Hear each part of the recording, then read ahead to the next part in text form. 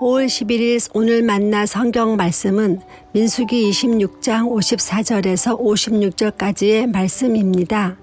사람이 많으면 유산을 많이 주어야 하고 사람이 적으면 유산을 적게 주어야 한다. 유산은 등록된 사람 수에 따라서 각기 나누어 주어야 한다.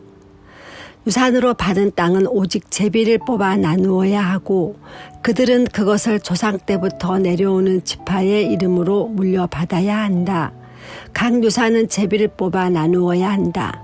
사람 수가 많은 지파들은 큰 땅을, 사람 수가 적은 지파들은 적은 땅을 놓고 추첨하여야 한다. 아멘. 오늘 만나러 만나주시는 하나님을 기대합니다. 그리스도인의 돈과 소유에 있어서 중요하게 생각하는 원칙은 청지기 정신입니다. 청지기는 종으로 주인이 맡긴 것을 잘 관리할 책임을 갖는 위치인데요.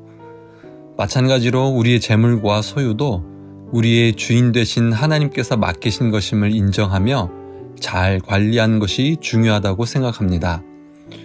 마지막 날이 있음을 알고 하나님께서 결산하실 것을 생각하며 사는 지혜가 필요합니다. 오늘 본문 말씀에서 하나님께서는 두 번째 인구조사를 한 백성들에게 가나안 땅 분배 원칙을 말씀하십니다. 크게 원칙은 두 가지입니다. 먼저는 인원수에 따라서 많은 지파에게 많은 땅을, 적은 지파에는 적은 땅을 분배하라고 하십니다.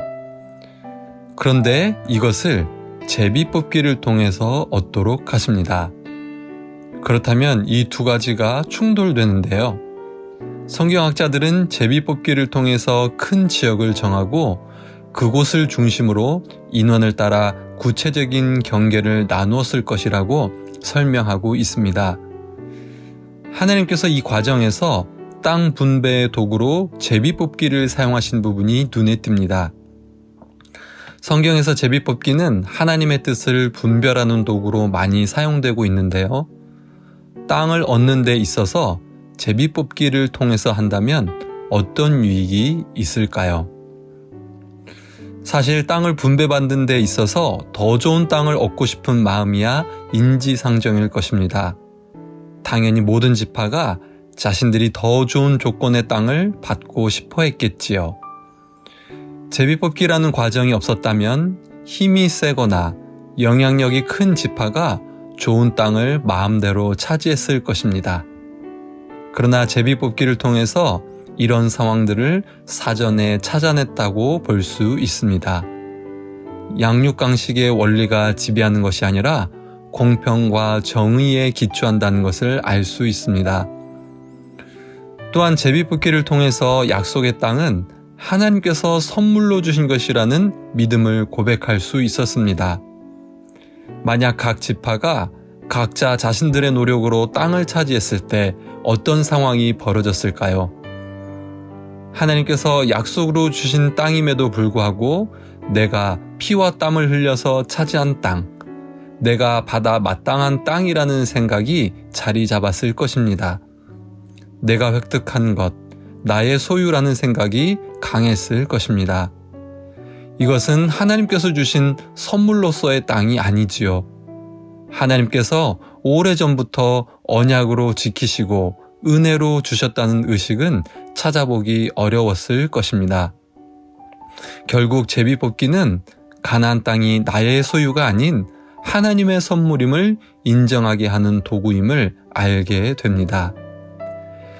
이렇게 하나님께서 공의와 정의 가운데 선물로 베풀어 주시는 땅을 누가 누리게 되는지가 26장의 마지막 부분인 63에서 65절에 나오는데요.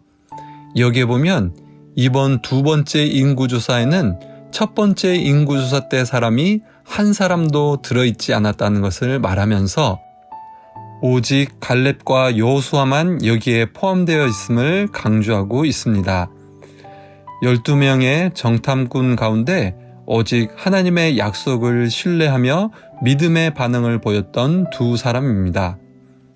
하나님께서 공평과 정의의 기초에서 선물로 주시는 땅은 바로 믿음의 순종을 통해서 누릴 수 있음을 깨닫게 됩니다. 감사로 반응하는 것이 선물을 주신 하나님께 대한 올바른 반응입니다.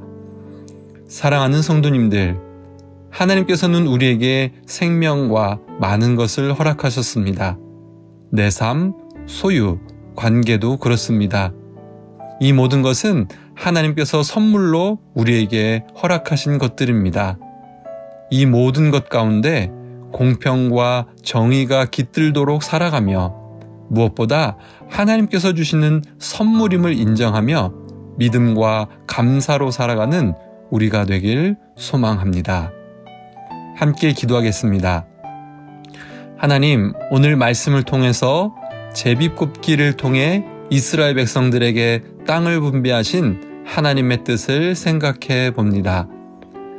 땅의 주인이신 하나님께서 공평과 정의를 기초해서 선물로 주신 것을 깨닫습니다. 나에게 주신 생명, 소유, 관계에도 공평과 정의가 깃들게 하옵소서.